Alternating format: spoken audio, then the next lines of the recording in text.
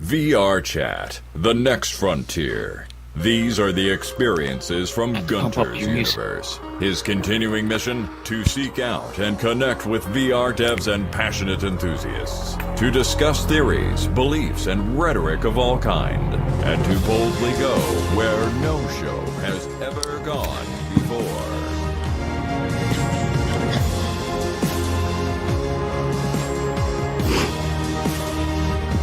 Yes. Hello, everyone. Welcome back to Gunter's Universe. How are you all doing? Hey, you beautiful. Hey, beautiful avatars. Hey. Beautiful creatures of the night. Thank you for coming out here. Late Sunday for some of us. Some of us it's Monday already, so they live in the future. Thanks for traveling back in time to meet us here. Does it get better? Maybe. You'll have to. It doesn't get any better. I'm sorry. No, Elias lives over there across the pond, and nope, not good. Okay, well, let us know if that changes. All right, well, welcome back, and for those of you that do not know, I'm Gunter S. Thompson. I'm your host. This is a show where we discuss, well, of course, VR with some of the movers and shakers in the tech and entertainment industries, and we also do all kinds of great interviews with community members, and our guest tonight is both those. He's a mover and shaker, in my opinion. And he's a community member. He's been around for a while now, over a year at least. We've been hanging. Yeah. And, well, his name's, well, it's Atari. Well, that's how we know you. But your real name is Lee Kebler. And well, you have a couple things going on. You're the owner of Black Box Reality, which is a VR and AR interactive company that specializes in immersive marketing experiences. I think I got that right.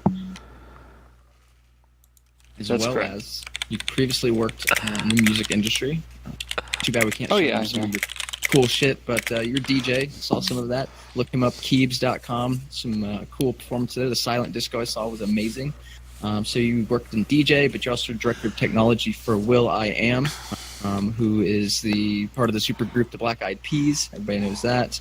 And you produced one of the Britney Spears albums, Britney Jean. That's freaking great. And you're also the creator of the Hunt for Mr. Whiskers puzzle that everybody's going to get to check out tonight, visit, go crazy trying to solve. Crap, I knew there was something I forgot to do.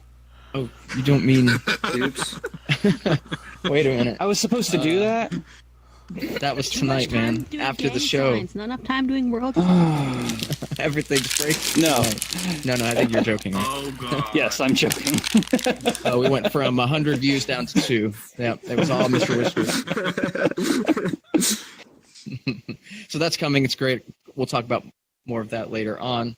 But to start things off, let's just go through like a little bit of your background. Who are you? Where do you come from? What's life been like growing up? Where are you from? Oh, wow, that's a lot. I hail from Tennessee. I'm in Nashville. That does not mean that we all just wear cowboy hats and cowboy boots and sit on the porch and drink sweet tea. The last two things are true. And yeah, those are true. But originally from Florida. And grew up there, and then came out to Nashville, and actually that's kind of where the whole career got started in the music industry, and actually how the tech industry got started too, because I was in the music industry touring as a DJ, and had invented some technology for my own DJ equipment. And if you do go to that website, you'll see a performance that I had done years ago with this new technology, basically gesture recognition for DJs. And that got the attention from will.i.am, and flew out to Los Angeles, met him. He offered me a job, took it because duh, and lived out there for a while, and kind of really got embedded into the tech scene, got to do some really cool interactive art pieces with Intel, and did a lot of stuff overseas with that, and in the US.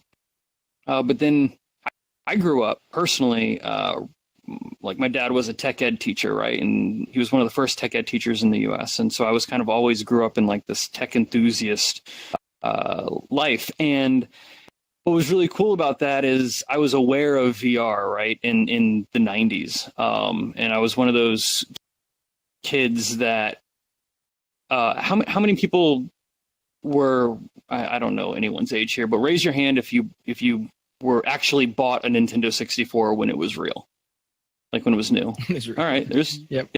Yeah. I was the kid who did not buy the Nintendo 64. I bought the Virtual Boy. Oh no! Yeah. That was hello. I applaud that. I don't know what you guys talking about. That's all to say. I was trying. I was really into, like, I loved I loved Back to the Future and Back to the Future 2 because they had like this idea of augmented reality in there. And then I really liked like Lawnmower Man was a jam, and you know, that was the failure of the 90s, right? It's like all of this talk about VR coming. Yeah, with that big visor that he had, and cool. it was amazing. And so I grew up in this era of where, like, I was expecting that. I was really hyped on that, and then it went away. And then, you know, I somehow landed in this misguided world of like entertainment and live performance and rock stars and all this stuff. And that's not what I wanted to be when I grew up, right? I wanted to work in VR. So when VR finally hit, it was an opportunity to kind of take a step back and go, oh, I have an opportunity to work in the field that I wanted to have back when I was a kid. And I think a lot of people grow up and, like, when you're a kid, you're like, I want to be a fireman or I want to be a police officer. And you might grow up and do that, but a lot of people don't end up getting an opportunity to do all of the things that they want to do when they were a kid. And so when VR became plausible, it just was like this immediate, like, I didn't want to go into the music industry when I was a kid, which that sounds ridiculous, I know.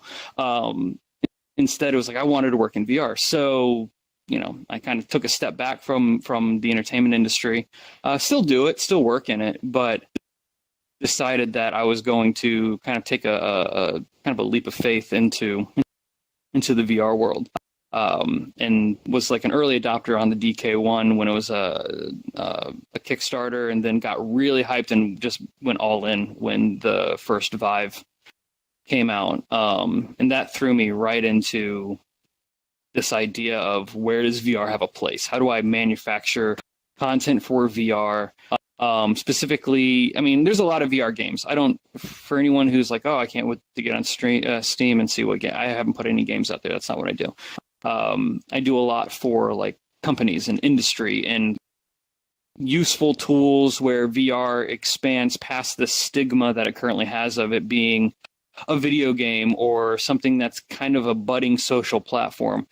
I just kind of come from this idea that if VR doesn't find its place in the, like, work area, then it's going to really struggle to have the longevity that I want it to have, right? Like, if you think about all of the great technology that we've got right now, like the smartphone, right?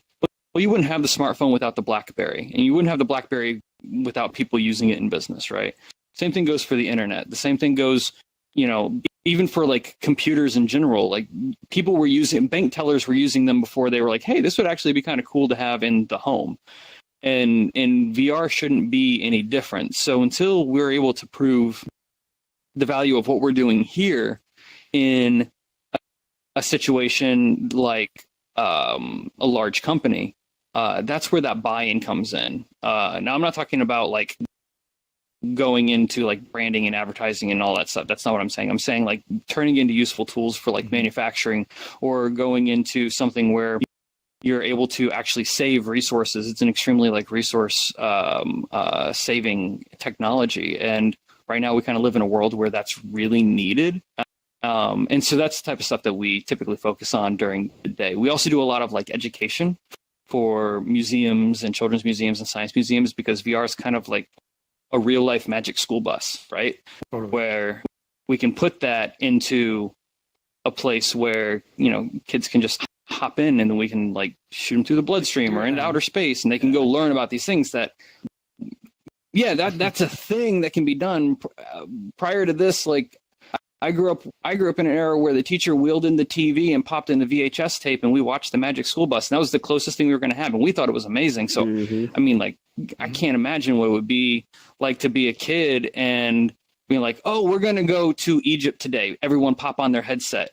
And that sounds like some real like Ready Player One stuff, but it's not that far away. Like we're talking a year from now.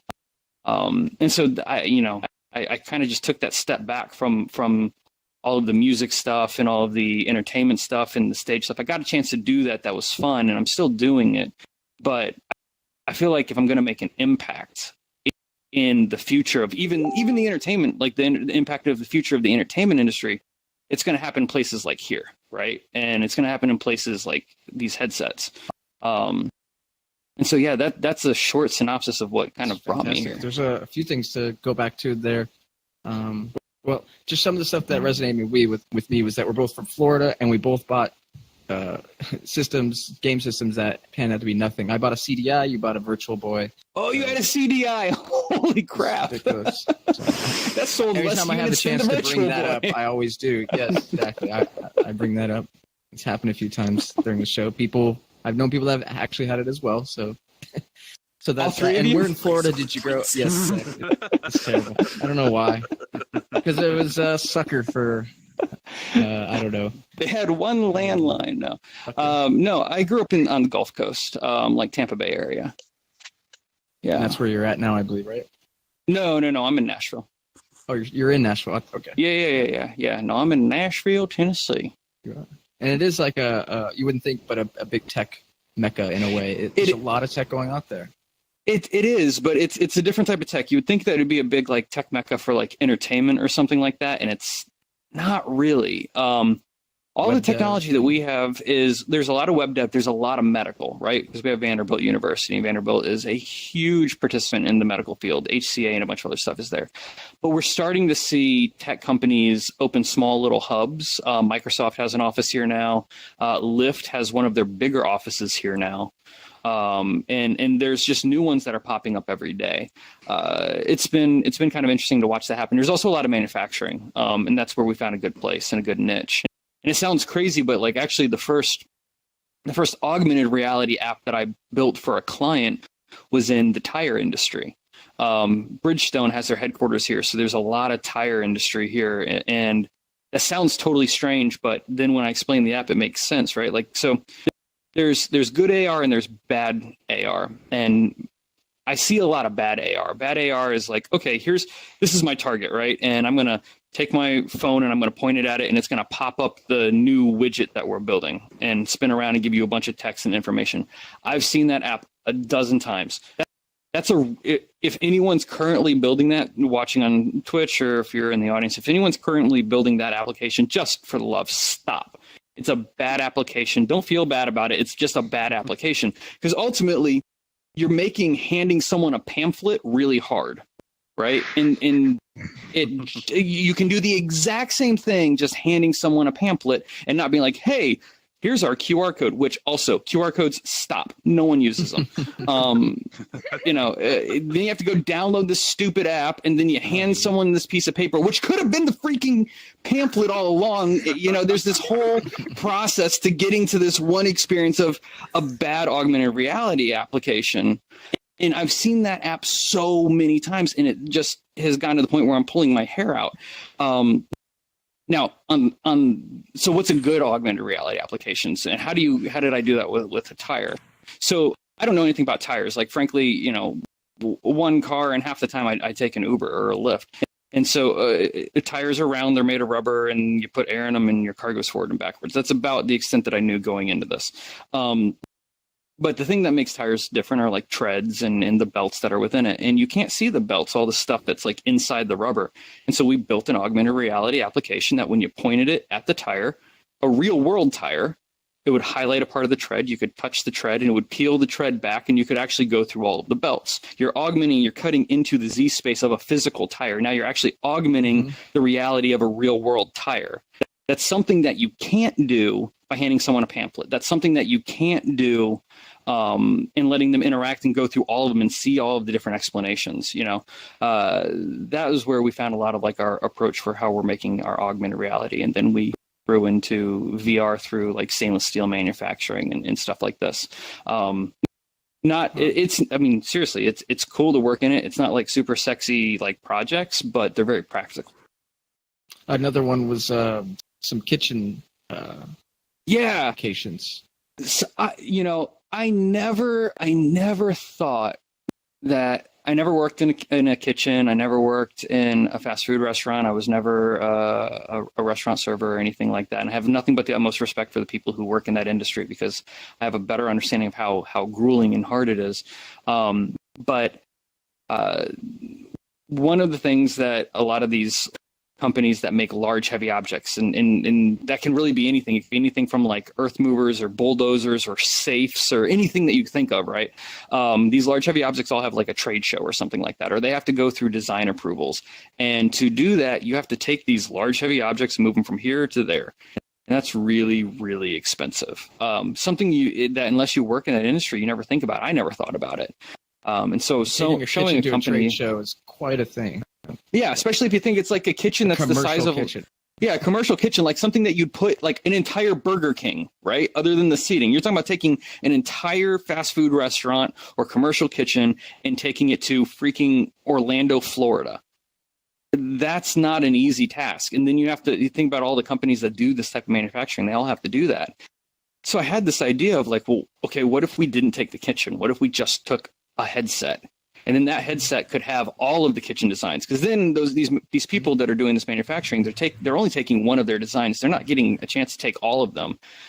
So we built into VR a system that lets people look through basically like Revit files, which are modeling files for just about anything, right? It's an Autodesk extension.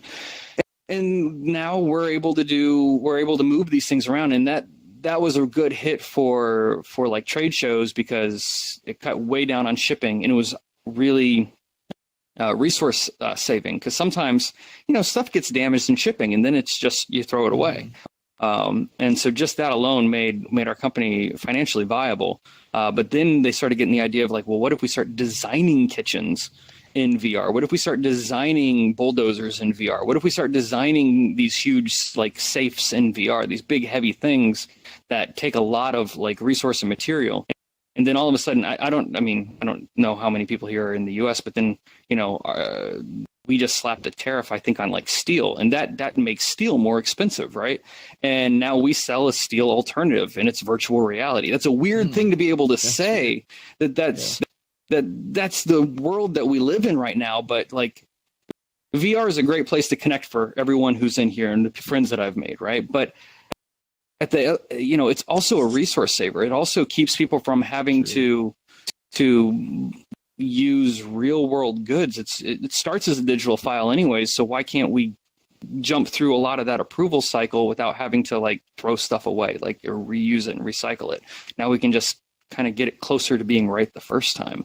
And that's, no, it's not gaming. It's not the next game. And it's not nearly as fun as building things like the rooms in VRChat and stuff like that. But from a perspective of like making VR stick, it's one of those things that's proven to be time and time again really, really valuable, and something that's starting to get noticed. And it's becoming the thing that keeps VR from just going away. Sure.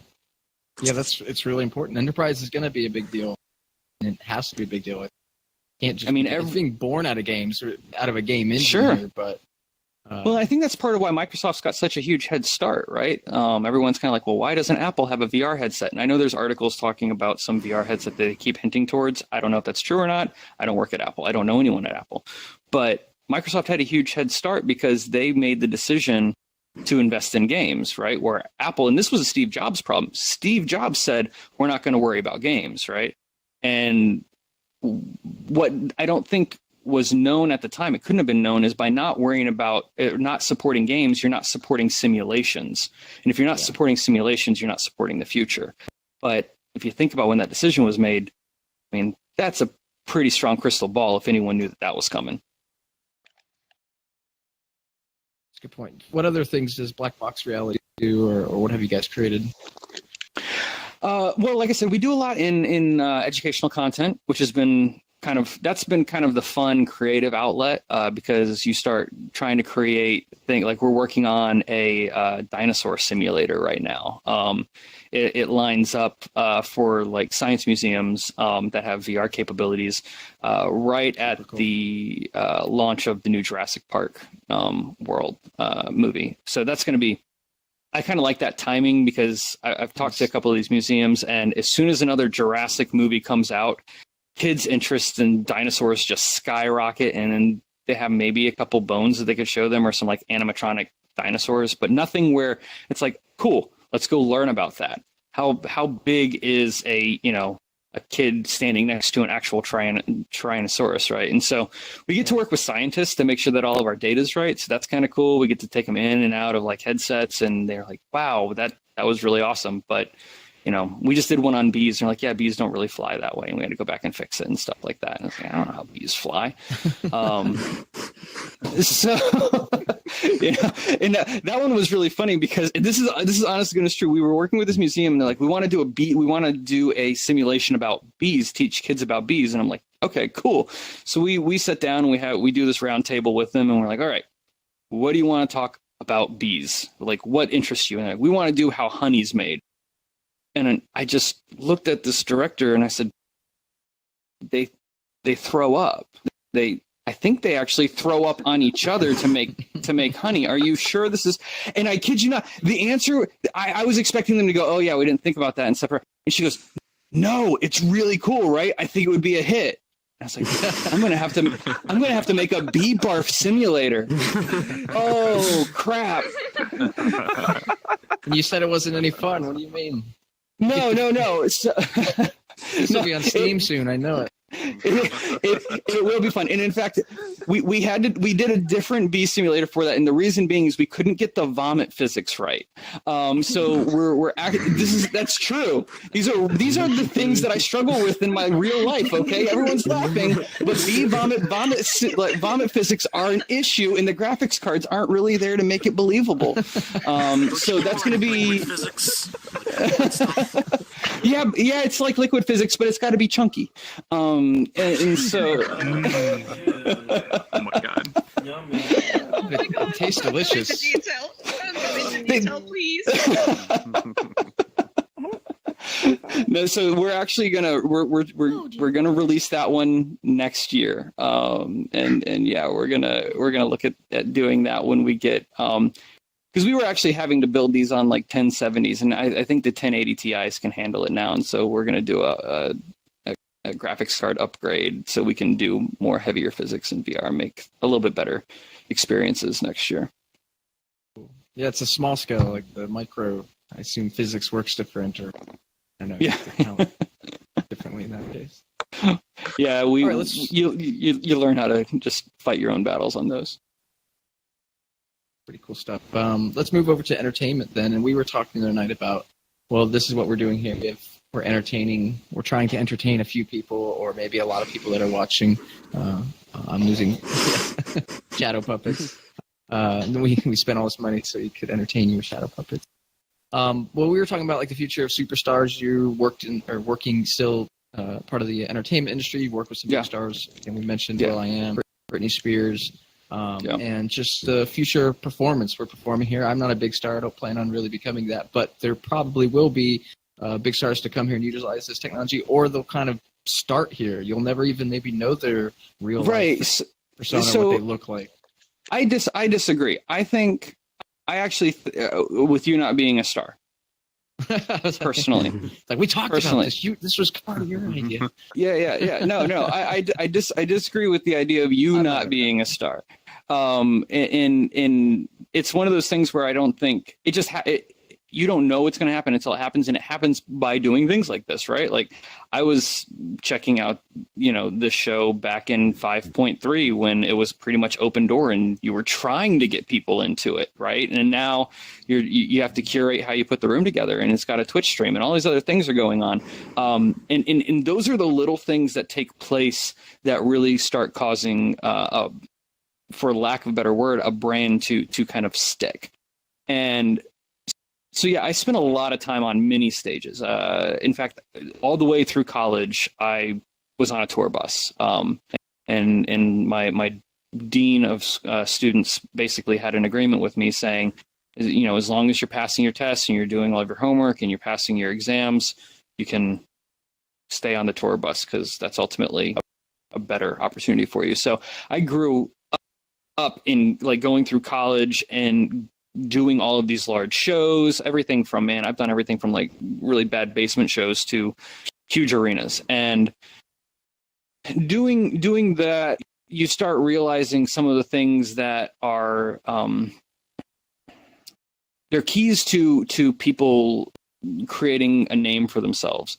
And I start seeing that as I'm going through VRChat and jumping in different worlds and meeting different people, I'm starting to see like, oh, people know who these names are. These names are getting recognition. And now, granted, yeah, it's only maybe in VRChat or it's only on a couple of like Twitch streams, but that's how it starts, right? And you start thinking about how many people are online at any given time in VRChat. You know, you open up your world counter and you start really looking at that world counter, and you start seeing like, oh, there's 500 people in this, and you know, in this world, in multiple instances, but in this world. And I remember New Year's Eve is when it really clicked with me when I opened it, and it was just thousands and thousands and thousands of people in VRChat.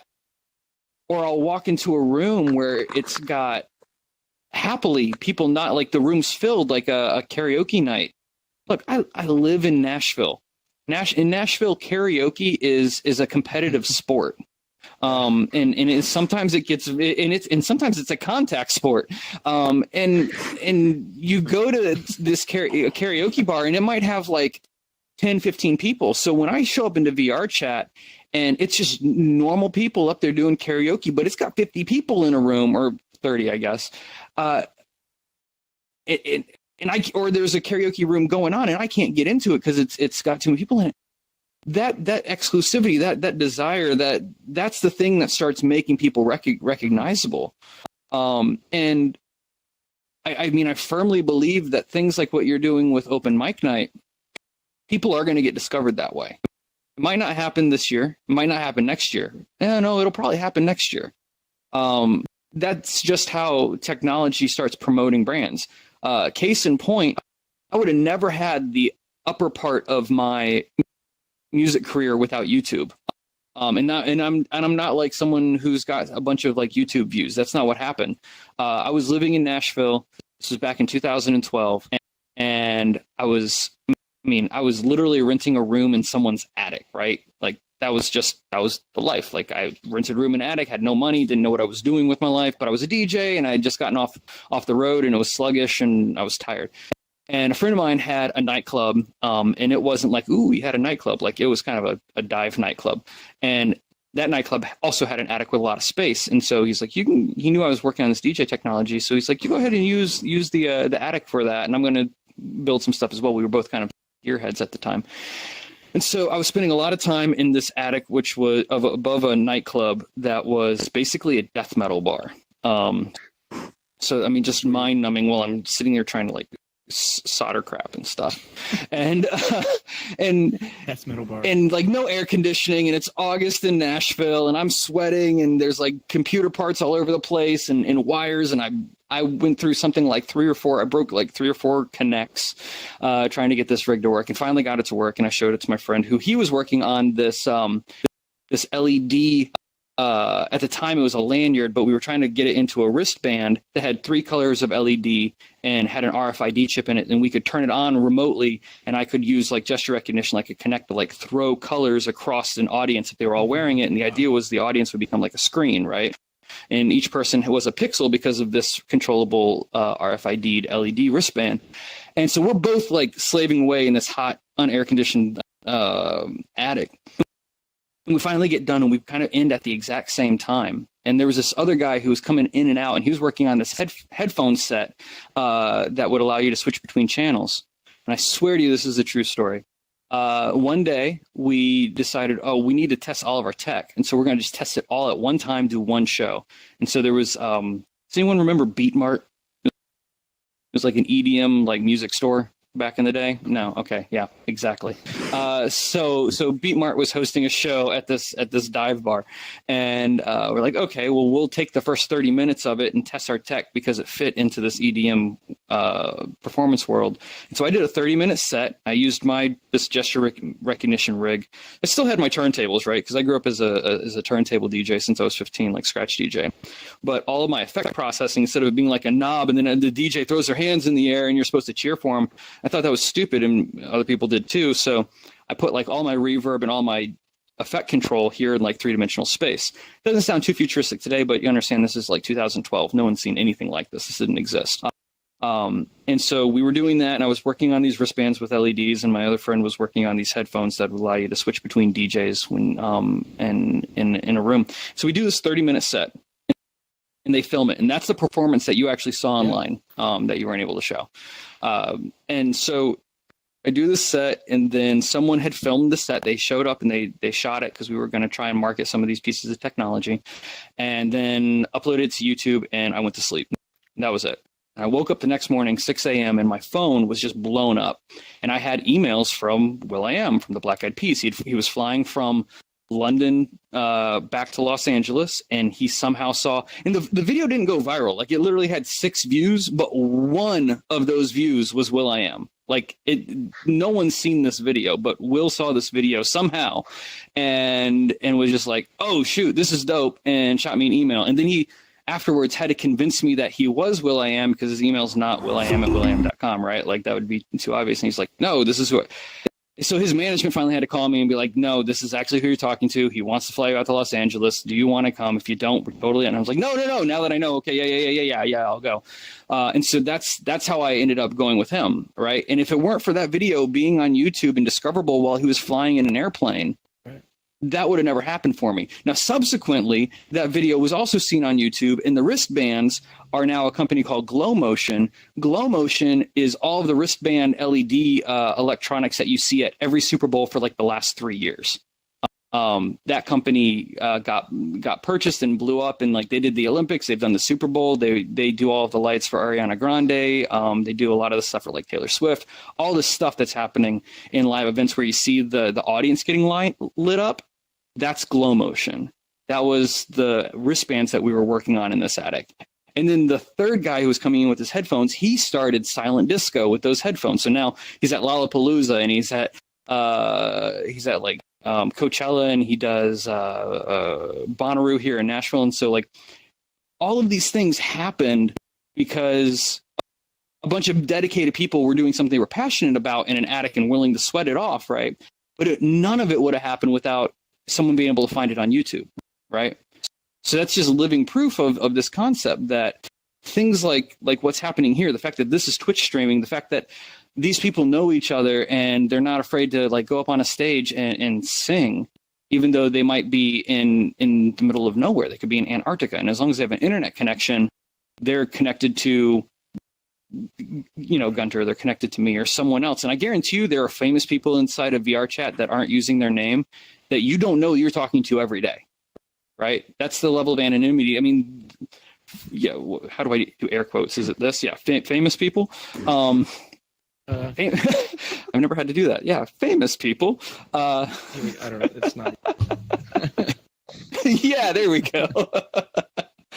So they're just people, and they have the same general interests. And so a lot of the people that I've gotten a chance to work with, you start realizing like, oh, like they're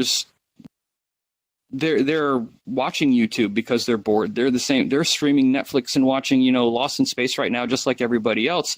And I guarantee you that there's some of them that are actually here as well, and they might even be in this room. Me, man. And lay low. Me, man, with somebody. I'm a nobody. who do you think I am? That's my question. Who do you think I am? I know. I can't even imagine. Yeah. I don't know. There's someone in here. I guarantee you. This is my personality. Polaris. Got to be a comedian. Come on. Heard you somewhere. Maybe Baby's Day Out too. Nope. But I mean, I'm seeing rappers like starting to like do cypher battles and stuff like that here, right? And I'm starting to see people like go out on stages and stuff. And some of it's just awful, but that's karaoke, right? And then some of it's just so amazing. And you just start wondering, it's like, that person sounded a lot like fill in the blank. You never know, right? That's the whole thing. And so that's where it is right now. Where I think it goes tomorrow is it won't matter if you know that person, right? Like I firmly believe that, be it in VRChat or another similar social VR platform, that someone in here, not necessarily in this room, but someone in VRChat is going to create a following, and that following will simply live in the digital space, and you'll never see them live because you'll go to their room to watch them do live performances every Friday, right? And that will be where they go, and you'll get access by buying tickets via Patreon, or you'll because like this is a limited room, and so there's an ability to really start a brand there, and then you can sell your music on the Play Store or on iTunes or whatever, or you could just stream it, and however you want to do it, just throw it up on Spotify and get your royalties. That sounds like something ridiculous, but if you think back to, everyone saw the Ready Player One film, right? Mm-hmm. I mean, yep. Yeah. Am I gonna? Everybody has to say yes. I'm probably the only one in this room who hasn't. All right, well, Kick him. Get out of here. Kick him. Vote to kick. Okay, ladies and gentlemen, plug your ears. Why are you gonna? Yeah, plug your. It's not a spoiler. It's not a spoiler.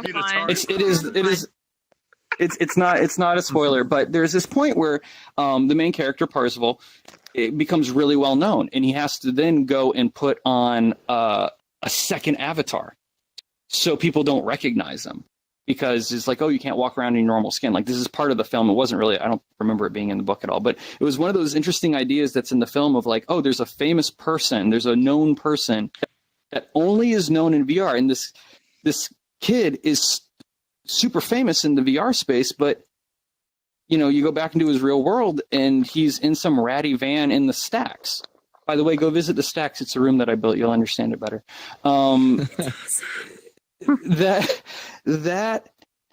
That idea that anybody in here can showcase their talent and their person and who they are and become known for that, and find a way to actually make that a living that never leaves these headsets. That's not 2045. That's like 2019.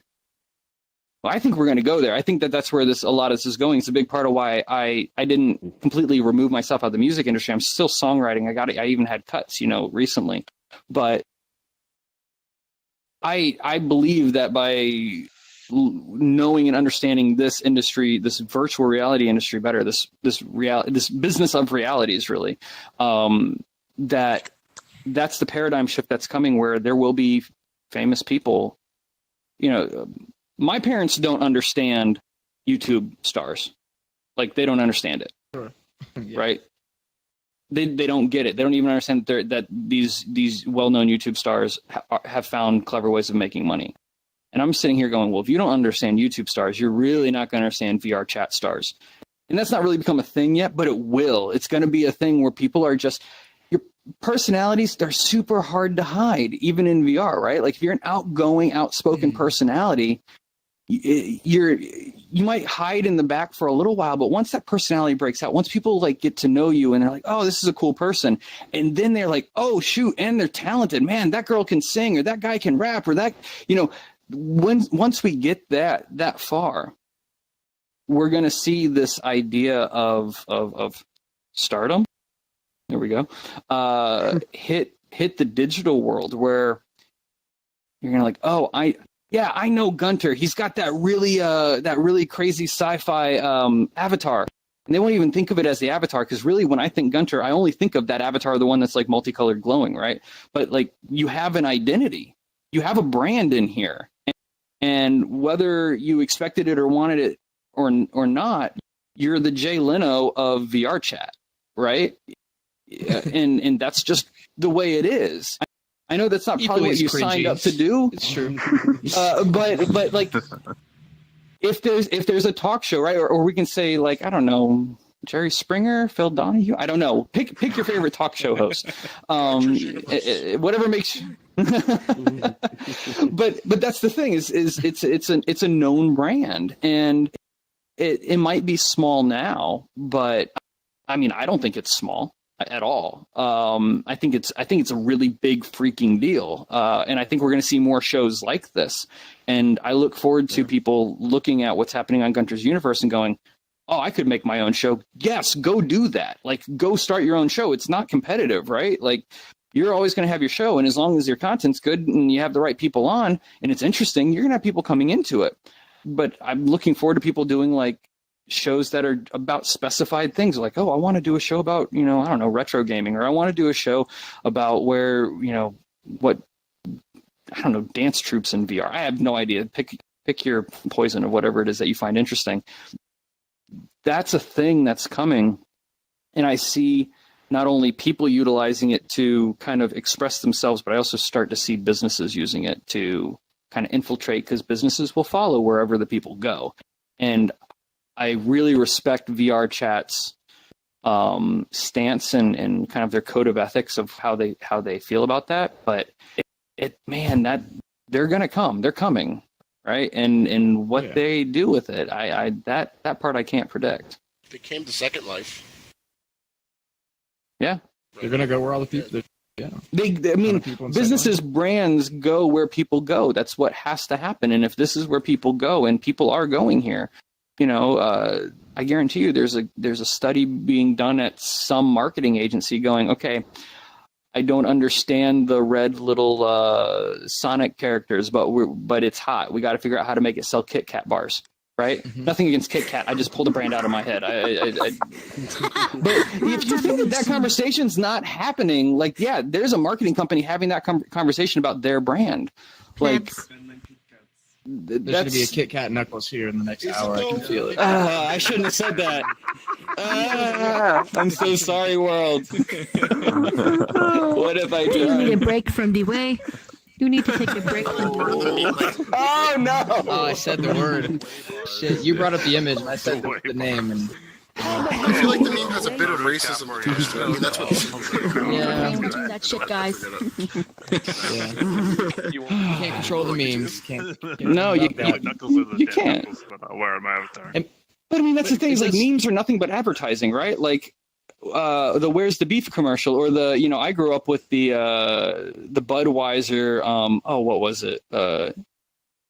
What's that? That's a meme. If that's not a meme, I don't know what it is, right? Yeah. And it's so that's not really anything new. It's just the way life is.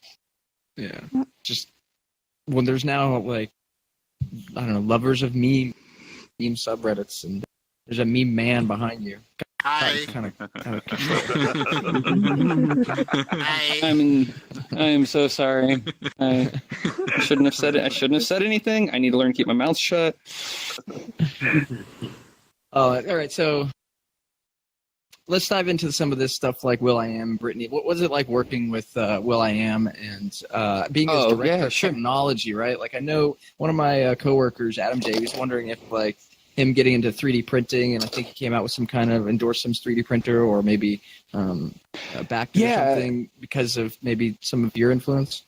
Yeah. So Will and I, when we met for the first time, after I actually believed who I was having an email correspondence with, hopped on the plane, flew out to Los Angeles.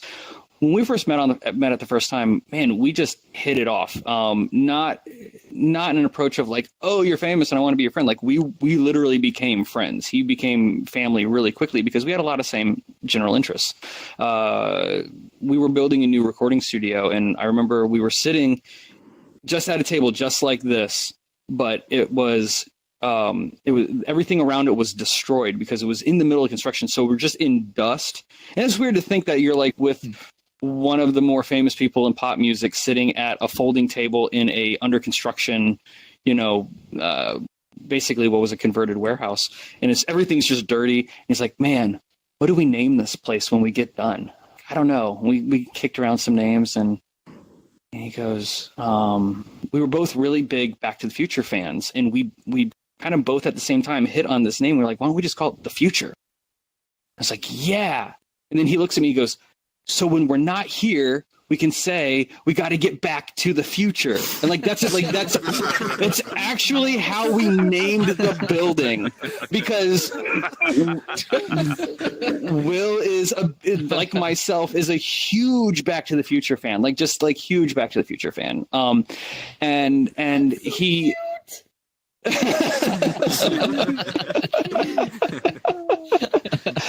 and so that's actually how that. It's adorkable, yes.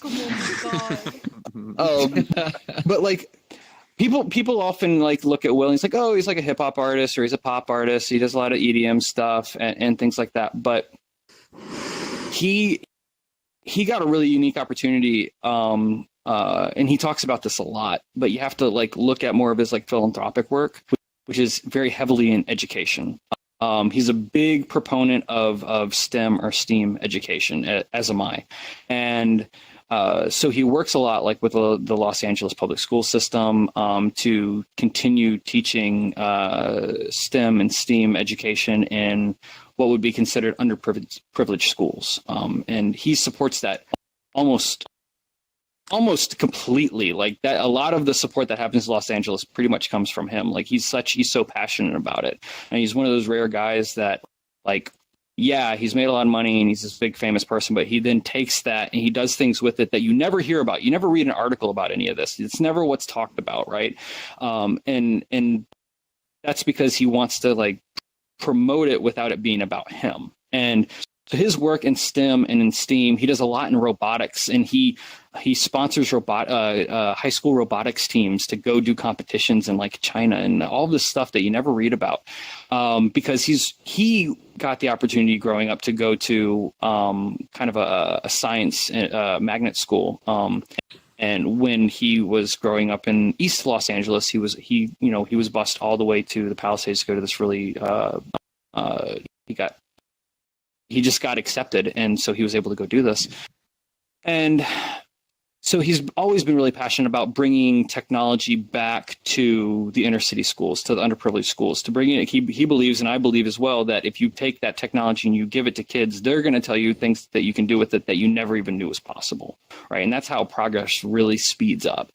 And so my time working with him and working specifically in technology, I mean, he really knows his stuff. He really does. And he gets really passionate about things that he believes are going to be game changers. And one of those was 3D printing.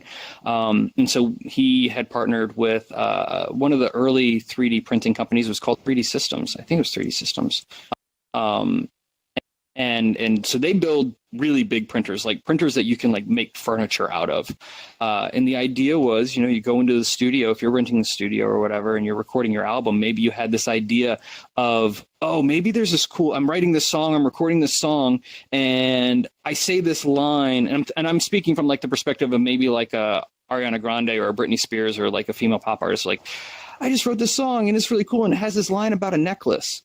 What would that necklace look like? Maybe they sketch that necklace out, and then they can take that necklace back into the 3D Systems area and give it to a designer, and they can scan it out, and they can sketch it out, and they can actually then print it, a demo of it, right? A prototype of it, and say, is this what it would look like? And yeah, that's great. Now we're going to send that model and get that instant approval. Now send that model, and that necklace is now going to be available for sale at the merch booth when I go on tour. Right. It's this really weird like train of thought of how the music industry has to connect from not just writing a song, but you have to think about the live performance and then what it means to the art, what it means to the people. And then if it means something to the people or something resonates, maybe that thing that resonates they actually really want. And it goes past just getting like a band tee. Right. It goes to like now it's like necklaces and bracelets and wristbands and like. They're like Polaris's wristbands, right? She's got all these wristbands. Those are really popular at live events. And so what do those look like? How do those get designed? And the idea was, well, we can start 3D printing some of those things and getting them out before the song's even released on Spotify or before the song's out available for the public. So you're kind of ahead of the market, knowing, hey, this is written in here, and so let's try to make a mock-up of it and get it out. And I've seen artists do that. I think you and I had this discussion. I think I had the artist wrong. I can't remember who the artist was, but like an artist was recording something, and while doing it was like sketching a pair of shoes, and then they wanted the shoes printed, and we were able to like see what the shoes looked like if they were printed and if it was good for their line and stuff like that. And so it sounds weird to have like an entire like 3D systems printing lab in the back of a recording studio, but when these artists have to go in and do a full album and music video and product line, it's good to have it kind of in one compound where you never leave, and that creative process can just keep on going. So it sounds weird, but that's the future, right? Like the future is weird. It's about how you use the technology to promote yourself forward. Adam J, his name. He's been doing 3D printing for a while, and he also has been doing VRChat for a while. And before me or him started working for VRChat, we were doing our things in here, and he was creating this worlds, and he created a kiosk to like purchase his 3D goods that, you know, in theory would be sent to like his shop, and it would happen automatically. It was all just the idea was being presented, but of course the functionality wasn't there. But right now, we could like 3D print you, my guest. They could be 3D printing you at home and standing up and taking weird pictures of you doing things that you probably wouldn't want people posing you doing at home, and instantly share them on the Twitch chat or whatever we would do. And, you know, that's weirdly to say, like that's totally fine. Like that's where it should go. That's how you make fans, right? Yeah. Fans. This isn't about selling out or you know, over promoting or something like that. That's not what I'm talking about. Fans are important because fans are what give credibility to what you find important. And if you're passionate about something, like I'm passionate about VR, I'm passionate about my music, and I'm passionate about these things. I want people to like them. I want them to give credibility to it because it's something that I'm trying to share, right? The basement, right, that I had built, that is something that I spent so much time on it because it's a lot of little things about how I grew up are in there, right? Little things from that I'm passionate about as just kind of like a fanboy nerd about some things, like are all in there, and they're important to me. So I want people to like those rooms. I want people to like those designs. You know, sitting down and writing a song and being honest in the lyrics and stuff like that, and trying to produce a song that means something more than, you know, I don't know, some of the stuff that's currently out. But I don't think Gucci Gang means anything, right? Like that's not like that's not what I'm talking about. But like when you start getting into stuff that has like Kesha's prayer song, like, okay, now I'm curious as to where this is all coming from. What is she talking about? And she's passionate about that song. You can hear it in her voice. And whether you're a Kesha fan or not, she's trying to express something to you, and that's why she has fans, and that's why fans have longevity. If you're constantly trying to express something real, and VRChat's just kind of an extension of the ability to express yourself. This is me expressing myself, right? Totally. And like even down to like these buttons are me expressing myself, right? And so every single person in here who's worked on their own avatar, there's something about it that is expressing. So of course you want fans. You want people to like what you're putting out. You want people to appreciate what you appreciate. Like Polaris and the stuff that she does. Right, exactly. And that's how you start getting followings. Like, look at the work that like Architect did in all of his rooms. You know, he spent a lot of time on those rooms, and people go to them and they love them because they express something. And there's something they're a thing that people really like. Polaris is the same way. This room itself is the same way. This room, you built this room to do this show to express something that was important to you. And so now it has fans, because as long as you are using it to express what's important to you, you're going to find like-minded people who come to you as a voice.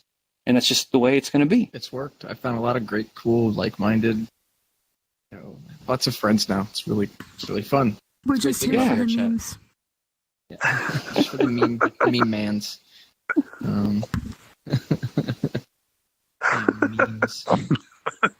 we're going to see VR develop faster and further, and we're going to see it become one of the big things that I've been talking about lately. And this is more on like the business side, and some of this stuff will be posted in the future.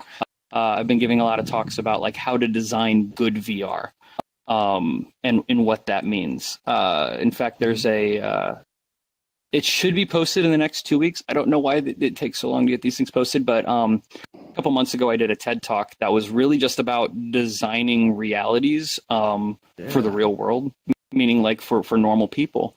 And how many people are actually in VR? Can you raise your hand? 1, 2, 3, 4. Yeah, okay. VR, we can't raise our hand. Right, exactly. So if you can raise your hand, please raise your hand. Okay, fantastic. Now, so go ahead and put your hands down. We're gonna do another poll here. Raise your hand if you're in an Oculus. All right, put your hands down. Hands up. I don't know what that means. Raise your hand if you are in a HTC Vive. 1, 2, 3, 4, 5. No, 6, 7.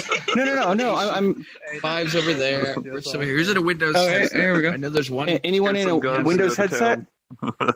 I'm actually a big fan of the Windows headset. Anyone in the, okay, yeah. Hey, Windows headset. One behind you too. Okay. Two? Okay, great. Yeah, Windows. So these are like, those are the three big ones, right? And so when you're in something like VRChat, or if you're a gamer, the Oculus is a great headset. It's actually the most comfortable. I chose this one for this because I knew I was going to be in the headset for a while. It's light, it's comfortable. I like it. Hand tracks are fine. But it took me a long time to get used to the controllers and get used to the buttons, right? The Vive's fantastic. It's kind of hard to set up, but once you get it there and it's dialed in, man, it's the best thing on the market. And then the Windows Mixed Reality, which a lot of people give flack to, is one of my new favorite headsets because I can take that thing. Like, you can take a laptop in a Windows Mixed Reality headset on an airplane. Think about that. You can't do that with anything else. It is the best portable VR on the market. And it's also something that we use when we're trying to demo to new people who've never been in VR. Like, we do a lot for business, and so we design VR for business. And in doing so, I've got to take into consideration not only everybody who's in here who may get a chance to use our software, but I have to take in consideration the 55-year-old executive at the business who's never played with an Xbox controller. Right, last thing that he played might have been a Nintendo, D-pad, and so his understanding of like the Oculus Rift, which is basically a split Xbox controller, I can't actually put that person who's making the decision if they want to do business with me or not in an Oculus Rift. It has nothing to do with the headset. It has to do with the clunkiness and having to learn all of the buttons on the controller. Now, a lot of people will sit here and say, oh, I don't have any problem with that. Yeah, no kidding. You grew up playing the Xbox. I don't have problems with it either.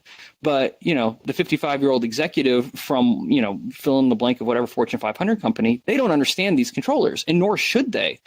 And so we do things like, okay, we have to say, okay, we don't demo an Oculus. We build for Rift, or we build for Vive, and we build for Windows Mixed Reality. We also, if we have to release for Oculus, which sometimes we do have to do, we turn off all of the buttons, and we design everything right now just for 2 buttons.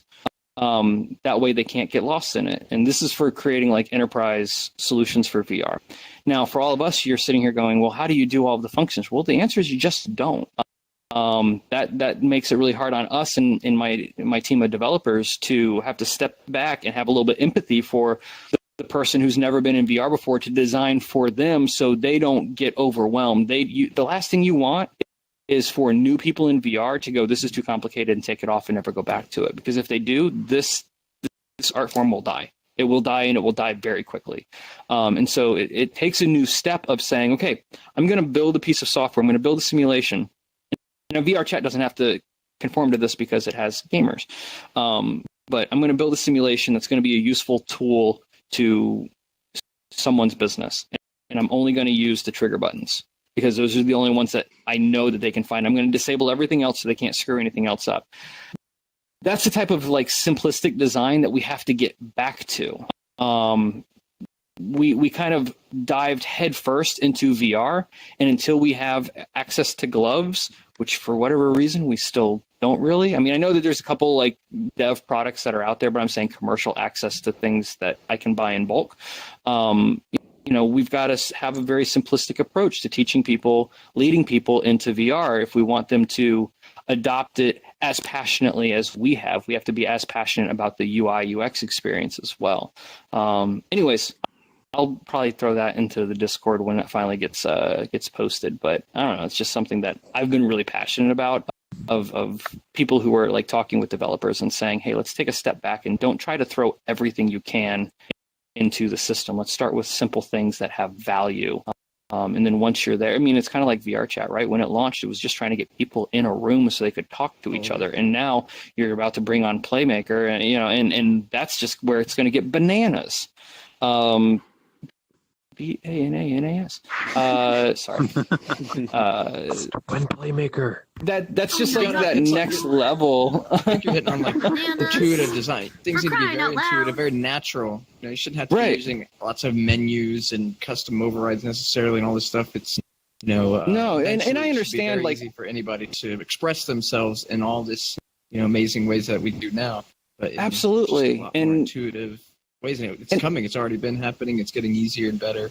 And it's getting better. And I want everybody to retain those people that come in the door, not get like, oh, where are my friends at? For example, like if you can't find your friends, that's the problem. So it should be simple. Go to your friends. It's all intuitive. Yes. Bit of a challenge right now, actually. When you were talking at TED about some of this stuff, or yeah, no, I did a full. I mean, it's about a 20-minute TED talk. Should be coming out in 2 weeks, is what they told me. But they told me that 2 weeks before that as well. I don't know what's the holdup. I've seen it. It's edited. The way they roll things out is on their own calendar. I don't know what they're waiting for. But yeah, it's coming out and I'll send it to you when it gets released. But it was like an interesting opportunity to go and talk to, because this type of conversation, I feel like I'm talking to my people, right? And you understand what I'm saying, but then you go to give a TED talk and you're standing in front of this huge audience of exactly. And weirdly enough, like I have to be able to go and like do a TED talk and stand in front of a bunch of executives and also be like one of them. And that's an interesting way of having to switch this conversation of like, yes, I can talk to everyone here about VR and you're sitting there attentively listening and you understand exactly what I'm saying. But if you start doing that with executives and marketing directors and things like that, I mean, man, they still think the only type of VR that exists is where you put your phone in a piece of cardboard. So, the conversation has to start so much lower end to be able to get to the stuff that really is mind-blowing. And in the way that we approach those conversations right now, we have to be really careful about it, because if we do it wrong, you turn someone off to it, and getting them back, it's going to be 1995 all over again. 1995 promised a lot for VR. And then when those people got into VR headsets and were ready to invest and saw what they had to offer, it was clunky. It didn't work, or it was broken, or it was just really bad frame rate, or people got sick. Because of the motion sickness. And we can't, those are the things that we just have to take really seriously. Otherwise the longevity is in danger. But I don't think it's going to happen. I mean, I am on an absolute mission from God, right? Like I'm Blues Brothers and this whole thing, that I'm going to find a way to bring what we're doing here, which can be really freaking weird, by the way, to the world of the normal. What do you mean? And present it in a way. Perfectly normal looking guy with his mouth shut, tape shut. Yeah. And may or may not. Nothing strange about anything going on in here. But being able to take Traps. what starts as the art. Exactly. I don't think the world's quite ready. It's taken me a while. No. You be careful with that one. I love traps. I can't wait for a little getaway. But the world isn't ready, but the world's about to be. They're not that far away from it, right? The meme stuff, I hate to admit it, but the things like "Do you know the way" actually did a lot of good for VRChat. It also did a lot of bad, but it did a lot of good. And I know that none of us really, like the people who were in it, like myself, we were like, oh crap, here they come, and then you just have to get out of the way and leave, and like it's obnoxious, but I'm weirdly really thankful for that. It's the thing that made all of these other people come in. Yeah. And one of the most brilliant things that VRChat did was allow the platform to also be accessible to non-VR users, because I can't tell you how many non-VR users I've spoken with that have then said, I can't wait to get my headset. That barrier to entry, there being a reason. I'm not saying VRChat is VR's killer app right now. It's not. There isn't a killer app. The secret behind VR is the killer app is whatever you do with it. All VR is an alternate reality. So there isn't a killer app out there. We're all waiting for the Space Invaders of VR, the thing that really makes it go into home. But that's only true if you're a gamer. There is no killer app of the internet, right? Like that, there is no killer app. The internet is wide open, right? Maybe you might sit here and say it's Google, or someone else might say it's YouTube, and someone else might say they're the exact same company, and you'd be right. But right, but before Facebook, Candy Crush. and it could be. I mean, I hate to say it, but yeah, Candy Crush, Facebook, porn is a killer app. Like those are the things that you have to be willing to admit to. Yay! Free porn.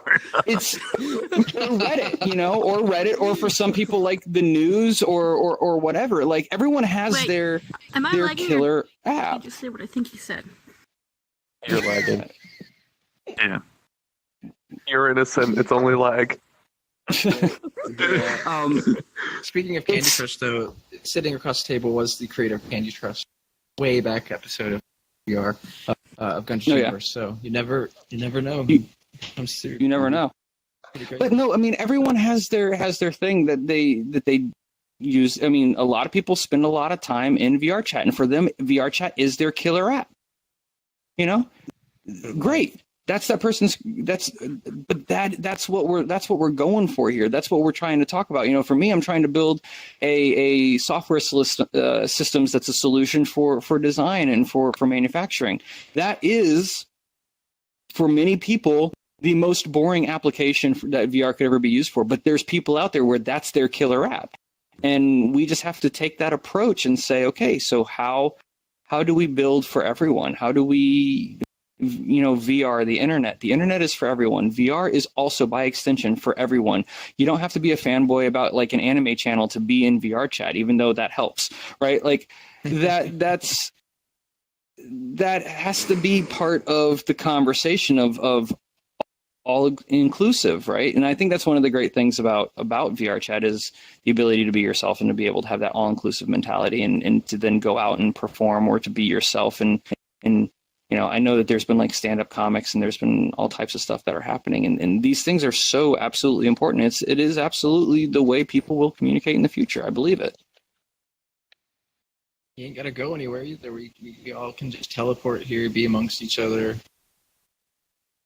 Right. It's pretty good. Just the medium itself and what it can enable is all yeah, I have yet to see. It's not just. Has anyone seen a person in in a cafe in a VR headset yet? I have not seen that. I'm looking forward to that day. I might just go be that person one day just so I can get it over with. We should all get together and go. Let me meet know where I people. should Let's go. take over a cafe. when we actually meet up, we would actually just take our headsets and just sit in the same room and be in headset and still be in the same room. Everybody goes to cafe. Oh man, the feedback loops would be so bad. But it is. I mean, but that is the thing. Like, yeah, we've had real life meetups with some of the chatters around, or some people in this room. We've met up and we were debating. And I think I brought my rig to the party, to the Airbnb that we rented. It was only 2 hours away from me, so it was. I'm bringing. Yeah, it's a little bit easier. Like, what's the point? We didn't use it. There's no real point. No. Of course not. Of course not. Put this down. All right, we can unplug. Bunch of but ads it's in real life. It's where it's all going. That was a long-winded answer to a question I don't remember. I don't even know what we're talking about.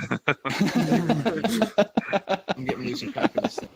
Everybody just wants Mr. Whiskers. They're saying, "Where's Mr. Whiskers? What's up?" No, they're not just. They're actually yelling at Kenny about camera work, I believe, for a minute there. Don't let him give you any shit, Kenny. You know who's boss. You keep it up. The boss. Doing the best he can with the tools he's been provided. Yeah, good job, Kenny. What'd you think of Ready Player One? They kill Kenny. What did I think of Ready Player One? Perspectives. I didn't really enjoy it too much, or it's just. Well, I tried things I didn't like, unfortunately. I had to see it twice. Okay, so like seeing it 2 times. 2 times is the key. Didn't do that. Yeah. Yeah, you have to see it the second time. So the first time I saw it, I was an avid fan of the book. I mean, I read the book and started a business, right? So obviously I'm a big fan, and I've read it multiple times, paperback, hardback, and audiobook. I've been through it many, many times. And the book's great. But the book really is kind of, if I'm being honest, it's only great if you're a fanboy about the same thing that the writer was a fanboy about. Like, let's just be real about that. And that's just the way the book is. Now, that's why I love it. I sincerely love it. And that was something that I think Spielberg knew he couldn't pull off. I'm a huge Joust fan. I actually have a real Joust arcade cabinet in my office, like full on original hardware. Still got to put a quarter in it to make it work. CRT monitor. Pulled it right out of the arcade, put it in my office. Big Joust fan, always have been. So when that scene in the book happens and it's about the Joust arcade machine, I'm like, oh man, I'm so excited about seeing about this in a film. How are they going to make this into a movie? And I started thinking about it. I was like, you know what? Chances are they're just going to cut it out of the film because it's not going to resonate with anyone else. Joust was a game that meant something to the writer. It's not actually a game that it's not Pac-Man, right? Like, it's not one of those things where if I talked about the game Joust to my grandmother, she wouldn't know anything about it. If I said Pac-Man, she's like, oh yeah, I know Pac-Man. Like that. That's the type of thing that you have to kind of resonate with people. Now, if you think about what was missing out of the film, there's absolutely they did one nod to an arcade game, and that was when they mentioned Robotron. But they really had no other video games. There's no arcade machines other than inside of Halliday's big building, right? In which case there were video games that you could see, but they never even mention it. No one plays an arcade machine or anything like that. Mostly because a huge chunk of the population doesn't remember playing in arcades. Now they're starting to make a comeback for a really specific generation. You're starting to see arcade bars and things like that. But if you're selling a product and that product is being and you have merch being sold for this movie in say Hot Topic, right? The average person who shops in a Hot Topic has not been in an arcade, right? And they don't go play arcade machines. That's just part of being honest about demographics, right? That's nothing against people who shop at Hot Topic. It's not anything against people who, play in video arcades. So taking that stuff out, while I was like, man, I really wish that would have been in there, I understood why they had to do it. Making the race make sense was a way just to tell a story and put a really cool car race in it because people like car chase scenes. But then to stack on all of the things that they were able to do in that car race, like the dinosaur from Jurassic Park and King Kong and all of the other cars they were able to throw in there, all of that stuff was really cool. They threw in a lot of nods to counterculture or former culture, I guess, that weren't in the book that I really liked seeing. I loved seeing H drive the Bigfoot. That was freaking awesome, right? It was the number, in my opinion, a PG-13 movie gets one F-bomb, and it was the best use of an F-bomb I've ever seen in a PG-13 movie when they throw the Chucky doll. That's great. That was brilliant. Something that was never in the book. It was absolutely a brilliant use. I thought that how Parzival receives the quarter was way better than the book. I actually really believe that. The way that Parzival gets it in the book was an accident. He just happened to do it. And there was no rhyme or reason. He could have easily not done it, and the game would have ended. Perfect score in Pac-Man. Right. Is badass, but it wasn't part of the challenge. But but it wasn't part of the challenge. And so he didn't. If he was being a good Gunter and really only focusing on solving the challenge, solving the puzzle, he would have not spent the time to play the Pac-Man machine, right? It's like there's an argument there that like by him stepping back and not being a Gunter, he then goes and spends some time playing and gets a perfect game on Pac-Man and happens. Whereas this was a nice tie-in to the story. I'm just looking at it from like an overarching story. I liked that part of the story in the book. I did. I'm not saying that, but I actually appreciated how they tied it in. That made more sense. I'm sure people are really fans of the book, just like I am, probably saying I don't know, like I shouldn't be talking, but that's my opinion. I thought how they did. I got to actually watch the film in Portland, Oregon. When it debuted, I was traveling for business and I was in Portland, so I got to watch it in Portland. And when they showed the Shining scene, understand that where the Shining was filmed in a place called Timberline Lodge, that's right outside of Portland, Oregon. It's still there. You can still visit it. It's a gorgeous building, and it's a vacation space, and it's right at the Timberline where the trees stop growing on Mount Hood. And so I've been there before. So to sit in Portland and to watch that scene unfold, the audience hushed, and then you kind of just heard this like group like inhale, like the air got kind of sucked out of the room because it hasn't looked like that for a long time. So for them to be able to see something that they really connected to as a community on the screen, and it was opening day, so it was people who had read the book, like it was appreciated. They did a really good job at that. And I will say this, and this is where you start seeing some of the brilliance of Spielberg. How many people here have not seen The Shining? It's okay, raise your hand. This has a point. Has anyone here not seen The Shining? Okay, 1, 2. No, it's okay, because it proves my point. Not everybody. If no one raised their hand, this is going to be a hard story. But not everyone's seen The Shining. And what Spielberg did that was really brilliant is he showed The Shining from the perspective of the one character who hadn't seen The Shining. So if you've seen the movie, that scene was brilliant. If you never saw the movie, that scene was still brilliant. Spielberg did another thing in that scene that I really appreciated. And this is I'm going through spoiler alerts here, but if you haven't seen the movie by now, just hit the stop button. So yeah, spoiler alert. Sorry about this. If you don't know, in the book, H is a woman, and it is revealed later on that she's female and that she's gay. And then it gives a big backstory about how that happened. All of this stuff about, like, they kind of almost overdo it, hammering it in like this is a big deal. This is a big part of the story and things like that. Great part of the book, but also something that's really hard to fit into a film. In the way that Spielberg outs H's character was subtle, and you could easily miss it, but it's brilliant. H in the Shining scene goes into the room, and then the woman gets out of the tub, and she's this beautiful naked lady, and then H is like, oh, I'm just going to go with it. And you don't think about it, because if you've just never read the book, you don't realize that H is a girl yet. But that's the moment where Spielberg found a way to subtly define that character's personality that was in the book without having to go through this long backstory of it. Now, these are things that I really appreciated about how the movie portrayed. They did a really good job with these things that a lot of people missed. They did a couple of other things that were just complete garbage. I personally think that the way the script was written, you could have written out Shoto and Daito and no one would have missed them. They don't really have a part in the film. They just kind of show up and it's like, okay, here's Shoto and Daito because we have to. I don't really like the idea that, they all just happen to be living in the same area of Columbus. Okay, I can kind of buy that. The thing that really irked me, and I didn't see a lot of people talk about this, is, okay, so Shoto and Daito are in Columbus, and they presumably, because one of them is 11 years old, have been living there for their life. Why do they have accents? What?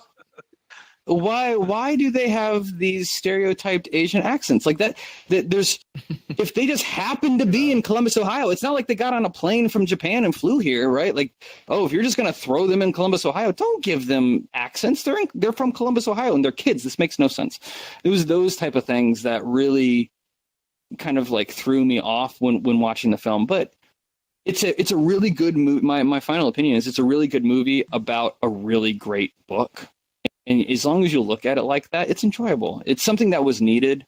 it started the conversation. I get clients who come in, they put on headsets, and they go through some of our demos, and they say, "Oh wow, this is like Ready Player One. I thought this technology was still 20 years out." And yeah, while some of the technology that's shown in the film is futuristic or complete Hollywood, it's not 2045. That might be like 2025 when most of that stuff's available. And that does a lot of good for the industry, right? It's kind of like having the opposite effect of what happened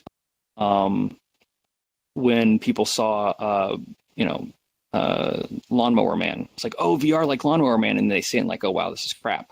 Whereas now they're like, oh, this futuristic movie, it's not going to be this good. Oh wow, it's even better than I expected. That's been really a positive thing for us, and we need to see more of that and be encouraging of films and content that's based around this content, because it's how you get people to tiptoe into the water of whatever this is.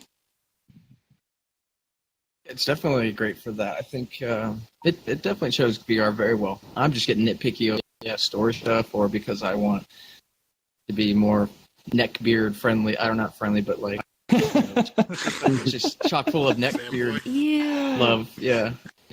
Well, and okay, so let's talk about that. They did that. They did a really good job of that, because in the scene where I didn't like the scene, like the nightclub scene that they dance around in.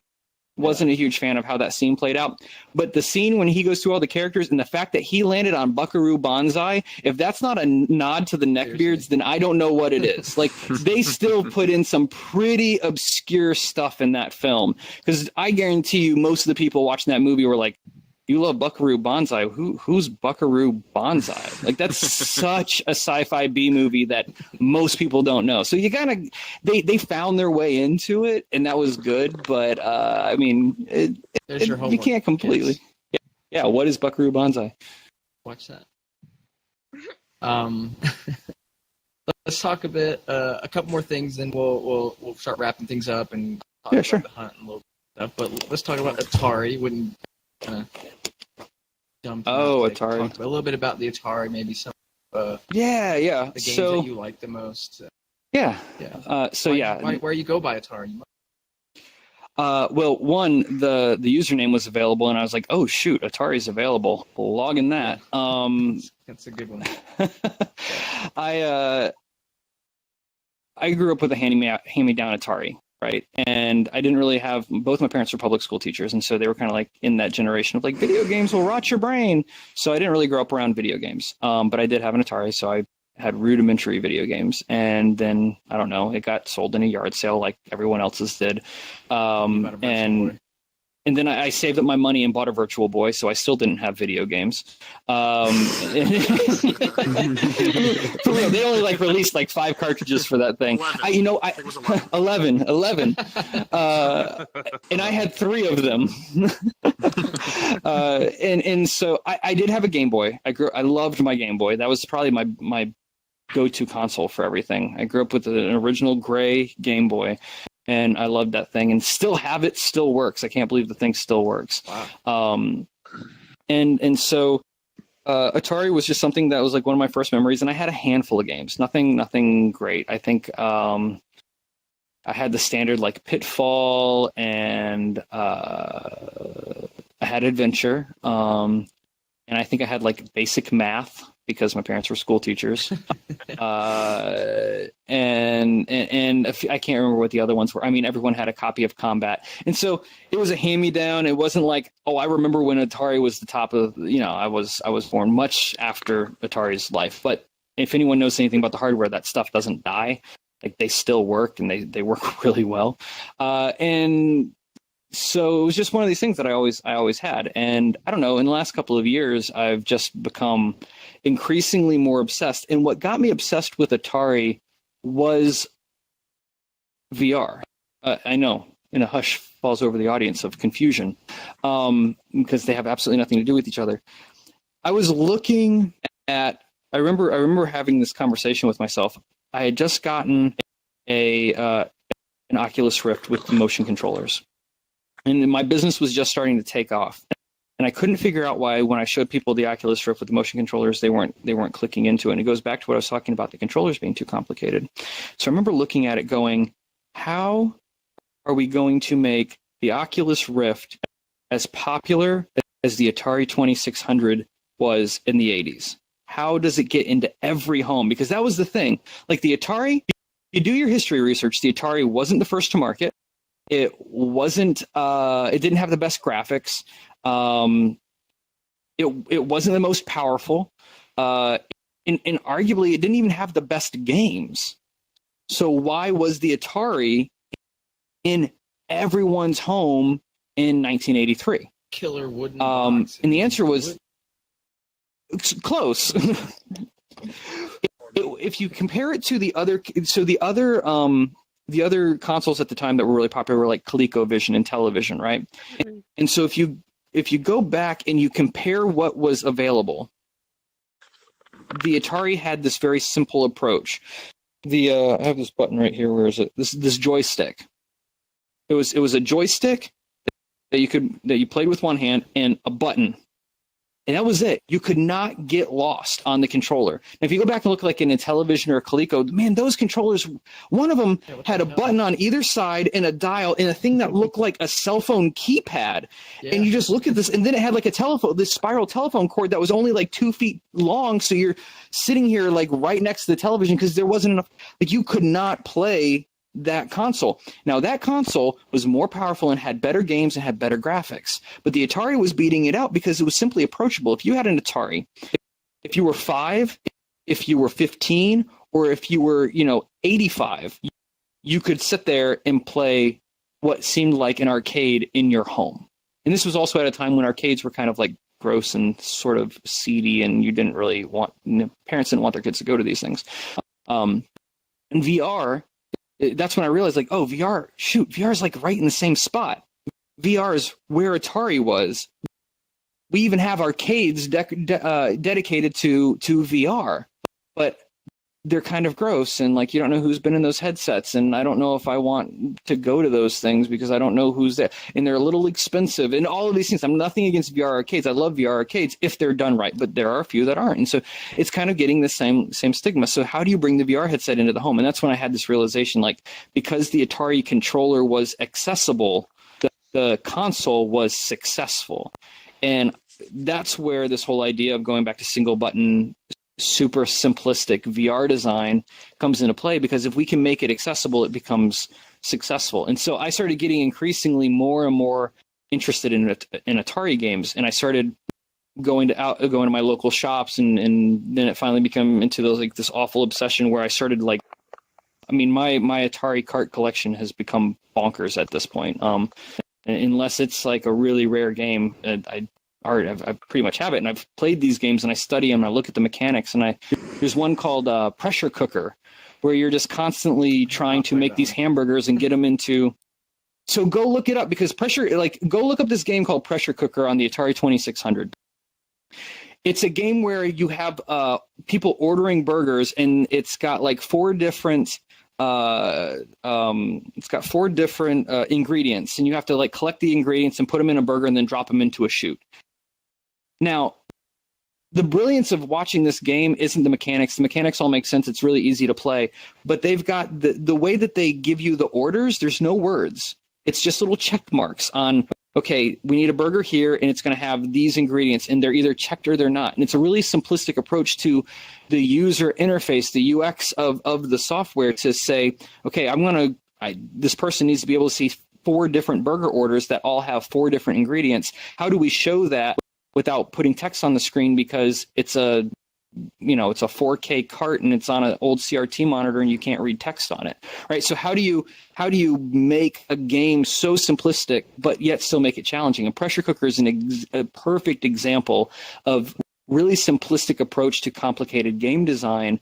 And that's where I started pulling these lessons and building a VR company honestly, my VR company is based on the lessons I've watched in game design from Activision Atari games, from original Atari games. And I'll even go back and find like the really bad Atari games, like, I don't know, E.T., and be like, why was this built this way? And I'm not one of these people who think that E.T. was the worst game of all time. I promise you, I own most of the Atari games that are easily found, and it's by far not the worst game of all time. If anyone's sitting here thinking that you haven't played enough bad games. Go play anything by a company called Mythicon. Like Pac-Man was pretty bad. I'll give you that. But like there are some really broken games out there, and I also kind of see that in the VR space starting to happen. You know, there's a lot of games on Steam for VR, and a lot of them are just garbage. And we're really close to that really scary shovelware history that video games and bringing new technology into the home has. And I'm a little worried about it. And that's what got me obsessed with studying not just Atari, but this entire period of time of how a technology about gaming got into the home. Because now we have video game consoles in the home, and it's been proven they've come back and they're here to stay. But VR is not a video game console. It's a new type of technology. And if we're not careful, we're going to cause a crash if we keep shovelwaring all these bad experiences into Steam, and we're not able to be careful about making sure that we're curating really good content. And if that happens, it's, you know, we're constantly walking on kind of this thin ice of, yeah, we can make it to the other side, but we got to be careful because we could set ourselves another 5 years back if people, you know, buy a bunch of PlayStation VRs and they're like, oh, well, now there's not any games I like for it. That's scary. That's a problem because that's one of the easiest headsets to get into the average person's home because they already have the PlayStation, right? And you know, when you invest in a Vive or an Oculus or, you know, the Windows mixed reality headsets are down to $200. So it's not going to be that hard for people to just drop $200 on some of these Windows mixed reality headsets and then all of a sudden be like, VR kind of sucks. I guess it's still a fad. Yeah, it's probably never going to happen. And we're set back another 5 years. Like, I don't want to see that happen. So that's where this obsession of like Atari in this period of time. I grew up, someone on a Facebook page that I'm a part of asked what was an Atari game that you wasted too much of your time on. And for me, it was actually Adventure. Which did get a big nod in the Ready Player One scene and has now become really popular all of a sudden again. But the reason why is because Adventure had this Easter egg that now most people know about. And if you go to all the way to the right-hand side of it, you can get into this area that shows Warren Robinette's credits, and that's cool. But as a kid, I was obsessed with. I thought there would be a second Easter egg, and I just kept looking for it, and it was never there. And so those were the games that I grew up loving, and those were the games that I had because I didn't have a N64. I had to go over to my friend's house to play GoldenEye. I mean, I played the crap out of some GoldenEye, but never at my house, right? And so that was, I don't know, that was how it was growing up, and that's where this identity kind of came from. At least in VRChat, I go by different names out in the real world. You got to meet the creator of E.T. You know him? No, of ET. No, I've had some internet conversations with him. Yeah. Howard Scott Warshaw. So he did Yar's Revenge, which was absolutely a fantastic game. It's really mechanic wise. He did some really brilliant stuff in there that I just respect as a developer of how he used his code. He then did Raiders of the Lost Ark on the Atari, and then he did E.T. Those were the three games that he did on the Atari. And you know, if anyone saw the movie Game Over, he's a big part of that movie. And in fact, Ernest Cline's in that movie as well. Talks about kind of hints a little bit about Ready Player One, but doesn't talk about it a whole lot. And so there's all of this like geekdom in this movie called Game Over, which, by the way, I don't know if anyone's looked at the credits of it. That movie was produced, a movie about Atari was produced by Xbox. If you go back and look at the credits, yeah, it does. It does. In a weird way, it does kind of make sense. But that movie was actually produced by Xbox Films, which I didn't even know was really a thing. But I remember looking at the DVD and flipping it over because I have a physical copy of it. And on the back, it said produced by Xbox Films. Anyways, side tangent to that. And so, but he's been showing up on some of like, there's a lot of like Atari forums and Atari groups and things like that. There's a lot of Atari fanboys like myself. And so he's shown up a little bit more and has had a little bit more conversation because he realized like people really do respect his work and people are starting to understand what the ET game was about, because ultimately, you know, you and I actually had this conversation. And this is going to sound weird, but kind of the premise behind the game ET is not so different from the premise behind the Mr. Whiskers hunt, right? So the game ET is you're walking around a world and you keep jumping into different holes or different other worlds, to look for pieces to build a thing. And at the end, if you put all the pieces together, you win the game. And I mean, that's what you and I were talking about this yesterday. I'm like, E.T.'s basically the hunt for Mr. Whisker. Like, it's the same have thing. Playing E.T. Jokes on you guys. Bunch of suckers. That's where I took my game design from. Suckers, yeah. Possibly. I'm not. I don't know. Don't say. Hmm. You guys No. figure out. Deeper truth. No, it's no, and actually there was an Easter egg in ET that if you what is it? You had to bring a piece into a different area, and then the piece that you bring into this area of the game would actually transform and turn into Yar from Yar's Revenge and would fly away, and that was like his little Easter egg that he had put in there. He kind of put Easter eggs in all of his games. Kind of everyone did it after Robinette did it. So I would really. The person I've never gotten a chance to talk to, I'd really like to meet, would be, or at least just have an online conversation with, would be Warren Robinette. I'd like to know. I can't imagine what it'd feel like to be him right now. You know what I mean? Like, if you really think about something that you're passionate about, like he made a game back in the late 70s, early 80s, and he wasn't getting any credit for it, and so he puts his credit in the video game, and it becomes this first idea of like. And it's arguable if it's the first Easter egg or not, whatever. That's not what I'm saying. But it's regarded as one of, if not the first home console video game that anyone could discover. And then it kind of goes away. And he goes on with his life. And no one ever thinks about it again. And then out of nowhere, someone writes a book. And the entire premise about this book is about this programmer's little Easter egg from the late 70s that he put in there because no one was giving him credit. And then, because Warren Robinette's still alive, he's not an old guy, like he's still around here. And then to think like he's doing this at the height of the popularity of Steven Spielberg, right? Where he's putting out all these films. And to think that your little Easter egg is then going to write a book, and that book's going to go and inspire a full-on feature-length film by Steven Spielberg in 2018. And now you're watching everything about this film is about you putting your credit into a video game that I can't imagine what's going through this guy's mind right now. That's the Gizmodo article that I'm not reading. Like, that's the thing that I want to see an article about. It was like, how is he responding to this? It's got to be surreal. Right? Like, you've lived this entire life I wasn't even born when that game came out. And now I've got a full, functioning, successful virtual reality company operating. So a lot of time has passed, right? So a lifetime has gone. And now there's this, everyone's obsessing about this guy's little Easter egg that he had wrote just because he felt like he was being disrespected. I can't imagine. I'd love to get his input on what that would be like. I can't imagine. Get him on the show. Get him in VR. Yes, that's the thing. Someone's if it isn't he, and you know what? He could be sitting in this room right now and we wouldn't know it.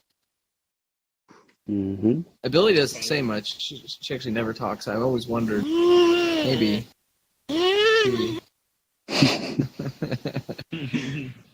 Are you Robinette? Maybe. No. Okay. Probably not. I'm gonna say no. Kind of. Partly. Have you ever been to the Back to the Future ride at Universal Studios when it existed?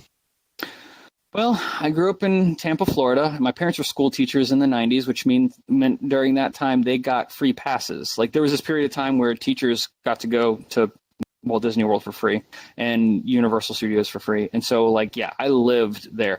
Funny story. It's weird that you bring that up because you and I have not talked about this.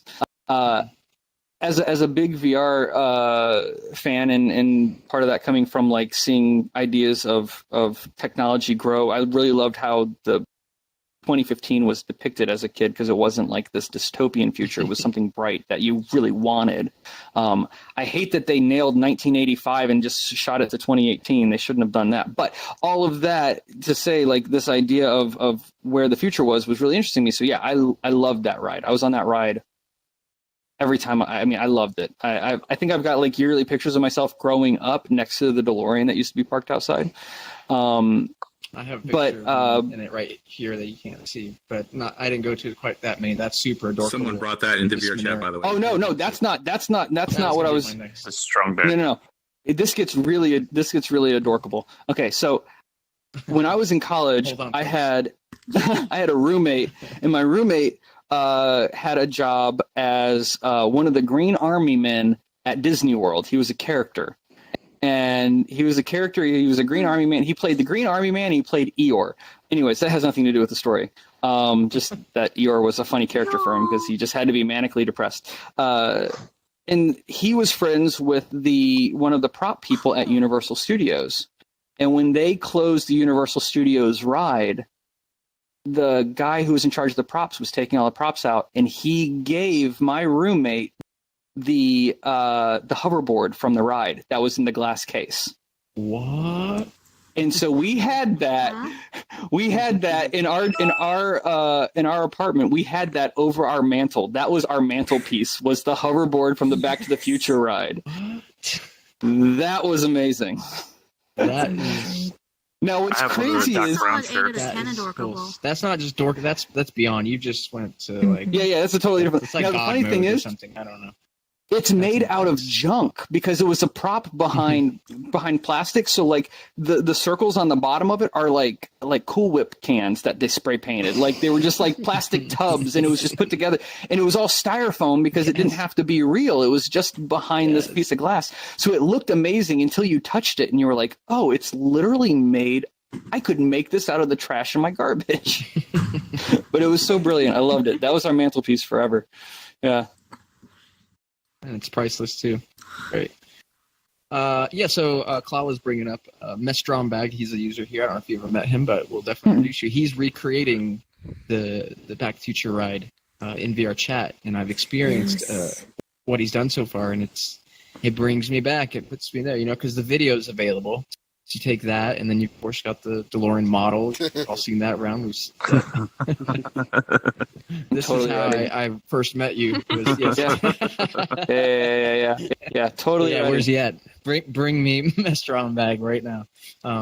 So I don't think he's done, but I mean, you could try it right now and be like, oh yeah, you have to introduce me. That's right up with what I'm He's looking on. for. He's on. Get that man here while we finish things. I'll get him in here. He's on my friends list, so he could join. So that's fucking cool. What else is cool? You were on the Ryan Seacrest show. Oh wait, there's a DeLorean. We're gonna have. Oh wait, come here. It's a DeLorean being driven by a Hapu, though. Okay. So that's cool, but wait a second. We're gonna have an avatar off here. Adorable. Oh, but It's like comparing each other's dicks. That's what this is. There you go. I'm even right. This is bigger. This is bigger. Two DeLoreans.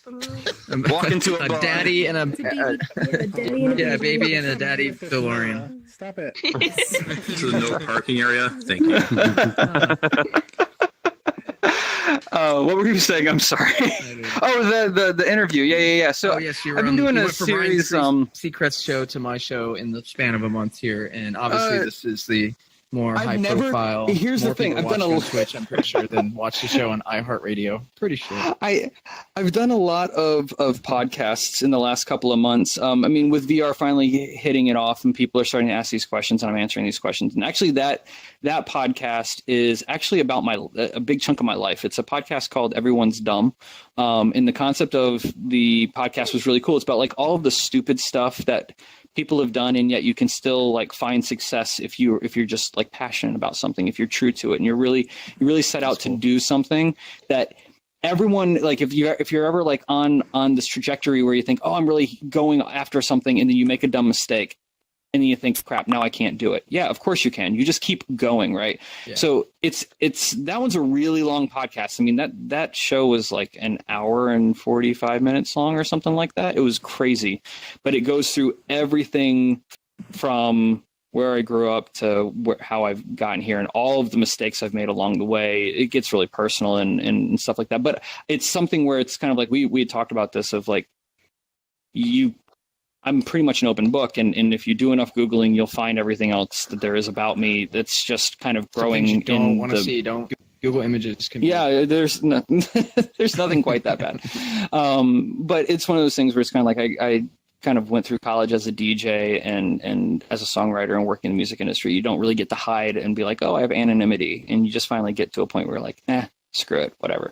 And so it has a lot about like a personal life and things that happened to me and growing up and then how you go into a new, piece of technology and stuff like that. A lot of stuff that I've said here, but a little bit more personal. And I encourage people to listen to it because the entire idea is like, I've made some just like stupid, like, oh, hang it up, I'm done mistakes. And then how you bounce back from that and you never give up. So it's just, it's one of those inspirational shows. But I thought it was cool. Been doing a lot of different things about VR. And honestly, I've not done as much prep for a show as much as I think I've done for like Gunter's Universe, just because we had to get the room ready. You made a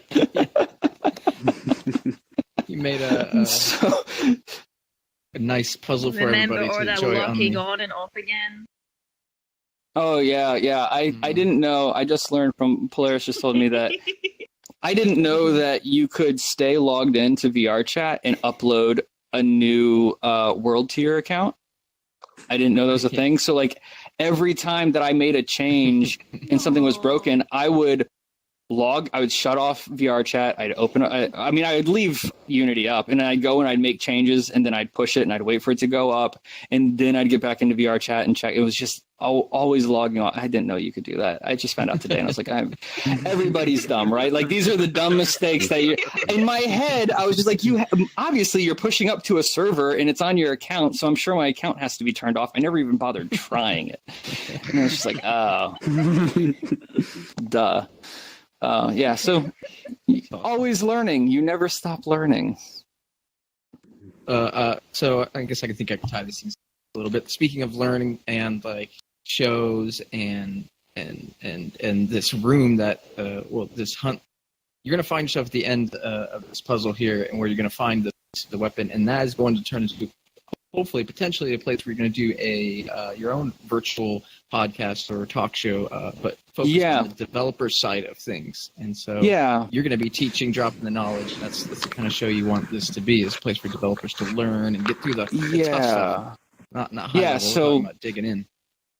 I mean, I love shows like this. I really do. And I go to does anyone know Psych? Yes. He in your game and all that. Okay, so Psych and I actually know each other in the real world. He's actually been to our office, and he's in our company, and like we work together, and we go to the same VR meetup. And the funny thing is we knew each other in VRChat and we knew each other in the real world, but we'd never put the two together. Like that was never. He does therapy in VR. Yeah. He does a lot of. He studies therapy in VR, and he's really, really, I believe, going to be one of the main leaders in that industry. And so, like he has a VR meetup that we're really active in, and things like this are important. But I feel like there needs to be a discussion similar to this, where it's more about focusing about like how the development process, how you make something that really goes beyond and kind of breaks the barriers what we think is available. And in fact, when you go through this room that we're talking about, without something like Playmaker, I honestly don't think you can push the system any further than this room pushes it. You've been through it. It's complicated. Yeah.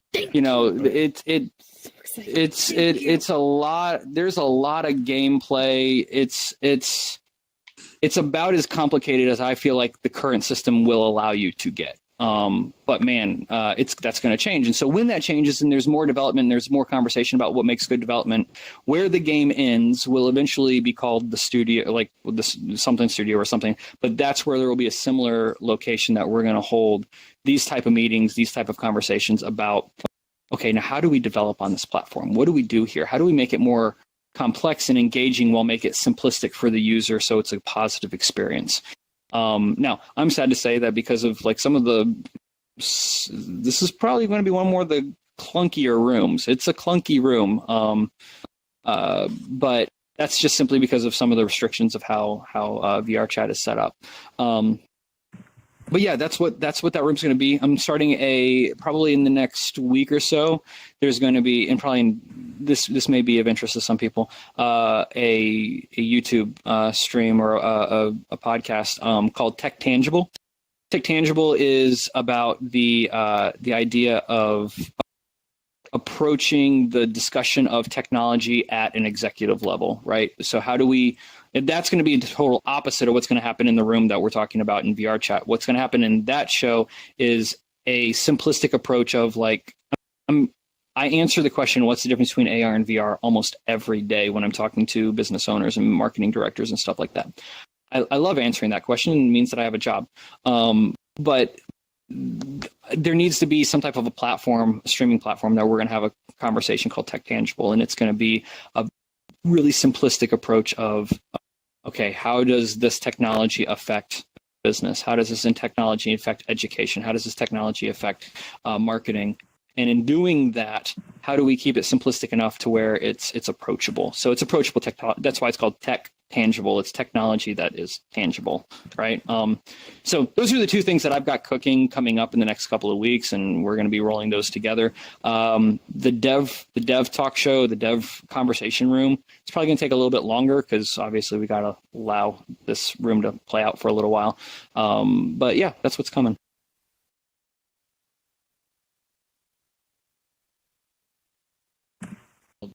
Deep dive into developing on that kind of show. I don't think we really have something like that in VRChat. So excellent. I know a lot of you guys are going to enjoy that. Excellent. And somebody's asking about the show. Yes, it does happen every Sunday at 10 p.m. Eastern. Yes, used to be Tuesdays, now Sundays. It's been going very well, and I think a lot of people are enjoying it and getting a lot of feedback. So appreciate it. Oh, and there's Mess Stromberg. Hey, we got him. Go. This guy likes Back to the Future. This guy does too. So after the show, we'll all become buddies and maybe share some updates with it. I don't want to promise everybody in this room are going to go check out products. It's not available for public reviewing yet. So, all right. Well, I look forward to it. Mr. Whiskers is let's talk about it. And people like it, and people watching and wondering what's going on. What's next? Bring it on. Jumped up. This is what we'll do. When we talk about Mr. Whiskers, gotta get far out. There we go. I've been wearing this the whole time. Really? Yeah. So fancy. Now I will say, and these aren't clues or anything. this room took a little bit different approach. There's a story to this room. And this is a room that Mr. Whiskers has not broken into. So there's no graffiti, there's no scratch marks, there's no claw marks. This room is Mr. Whiskers free, but for a reason. I'm so excited. Make sure you read. That was one of the hints I was going to get. Yeah. Read stuff that's presented. Read, for the love, read. There's a lot of reading. Pro tip. Is it perhaps because Mr. Whiskers doesn't do any of this in the first place? No, I'll give a little bit of the truth. I'll give a little bit of the story because it doesn't give away anything. Oh God, Go. Guys, everybody's like standing up like they're ready. Bring out your protest avatars. Thanks. The hype is real. Gunter, we accuse you of staging all of this to kill the real Mr. Whiskers. The one we saw at that event was fake. People are planning this shit. They were waiting all of this. We accuse you, Gunter, for wanting the egg for yourself. No. People find pieces to the gun. Somebody. I think these guys are great, Mr. Whiskers. I'm on your. I assume they all got my back. Tried to recruit me. They tried to recruit me. I got you, Gunter. We got you. All right. Don't beat me up yet. Wait till after the show. What do you mean? Have you seen the old shows? You see what he used to do? He used to shit on people, man. It's on top of you. and the shit would grow. It's right here in this very stage. All right, so maybe This might change people's minds. Don't you kink shame? It's 2018. This may change some people's minds. So the backstory to the room Don't you kink shame? is that it's Atari's room. It's Atari's basement. But Atari has a roommate whose name is Simon, and Simon had a girlfriend, and his girlfriend was named Kaliko. And Simon's girlfriend Kaliko met Mr. Whiskers, and Mr. Whiskers turned into Mr. Steal Your Girl. And now Kaliko ran off with Mr. Whiskers because she got high on the catnip. And Simon is not happy about this. So no, Mr. Whiskers is not a good kitty. Mr. Whiskers Take it from Atari. has an addiction problem. Mr. Whiskers has an addiction problem, and Mr. Whiskers is a pusher of the catnip and stole Atari's roommate's girlfriend, Kaliko. So do with that whatever you will. She probably freaking ran. Well, I guess you'll have to go through it to find out what really happened. Yeah, you prove. Wait till you see I'm me, taking man. a nap. There's something going on with you. I've got. We have this on camera. I know each and one of you. I was speaking to you after class. No, don't go anywhere after this. Last week, though, the Mahavity Manor. Did you guys like that? Was that a cool? Yeah, that was Oh, great. yeah. Stage. Pretty awesome. That was good. That was Nauticus? Yeah. Very dope. Naticus. Yes, and he's also been interviewed on the show too, so you guys can check out previous episodes. I could not say what number it is. And one of the also, well, hold on. The top 5 for Macavity Manor last week was Lando Arrow, number 1, Oblivious, number 2, Ben, number 3. Where's Oblivious? Behind you. Behind you. There. Yeah, Hey, sorry. Yes, excellent. I would be. It'd be odd if you weren't here. I would start thinking something. Tonight. Yeah. He'll be here next week, I think. Good. So Landon, Oblivious. Basically, your guys' group: Fen, Dardar, and Weong. I've not met that person. Cool. So congratulations to you guys, and good luck for everybody else that's going to be playing shortly after this. When you do get to the end, you know what to do. You take a screenshot of the fragment with your quick menu up that shows your name, and you send that to, and I create a nice shortened URL for it, tinyurl.com/thehunt for Mr. Whiskers. So the name of the game. That's where the form is. And if you need to get into the Discord and join us in there, where there are a lot of people chatting it up. There's over 1,000 people there. There's over 300, almost 400 people playing the game every week. The Discord is tinyurl.com/thehuntdiscord. So come join us in there and talk about this. Big thanks to Gambit, who keeps putting out videos every week to give an update on the previous week's Mr. Whiskers ARG stuff. So you can find him. Yes, it's hard. Oh, before we log off. No. I wanted to add something and then I'll shut up. wow. Sorry. Oh, God. Nobody does that already. This is your only clue, and this is an important one. This is the only. During this interview, during this conversation, since the beginning of it, I've dropped all of the clues you need in my conversation with you to complete the game. But you'll have to rewatch this stream. It's fucking really long to pick them all up. Episode. Yep. All the way throughout. The spoilers part is not going to be a problem. Kado's not going to shut off the stream now. That's my only. So right before we go, I want to pimp the last episode that I pushed out on YouTube, which was the one I did with Chris Patstone a long time ago. He's the one that did one of the first VRChat memes. Have you seen my son? Oh, that was no good. Somebody else could try that. Have you seen my son? There was no commitment to that. The Marlin videos. It's really, I think, my most hilarious episode. So check that out, because I don't just interview him, who worked for Disney as a puppeteer and many other great things that you wouldn't know. But also Mario stopped by, Iago stopped by, and of course Marlon stopped by. And I may have made out with all 3 of those, so you should check that out to find out if that's what happened. And also, speaking of making out with Nintendo characters or whatever, last Friday was open mic night, which was this weird thing with you too. But before you got there, not Chris, but Waluigi showed up and sang an awesome song that is basically, a bunch of that. but the Hallelujah song, he basically sings Hallelujah, Hallelujah, but it's wow. Anyway, I gotta spoil it because you guys gotta go check it out. It's on his YouTube channel, Chris Fatstone. Get to it however you get to it. So those are things. That's fun. Go check that out. And I think that's it. Let's do a plug. Blackboxrealities.com. Yeah, blackboxrealities.com, Keebz.com, leekebler.com. Yeah, those are the three ones. And they all kind of they weirdly interchange. Like Black Box Realities is the company. Lee Kebler is more like consulting VR and where some of my more like personal VR stuff's going to go. And then Keebz.com is all the music industry stuff and technology and on stage. And if you want to see the performance videos that he was talking about, yeah, it's all on Keebz.com. Don't go to guntersuniverse.com because it's broke. Somebody showed me that last week and I haven't fixed it. So there's really not a reason to go there anyways. Twitch is good. Well, it's pretty weird. This thing is pretty weird. I think it's these guys. These are hacksaws out there.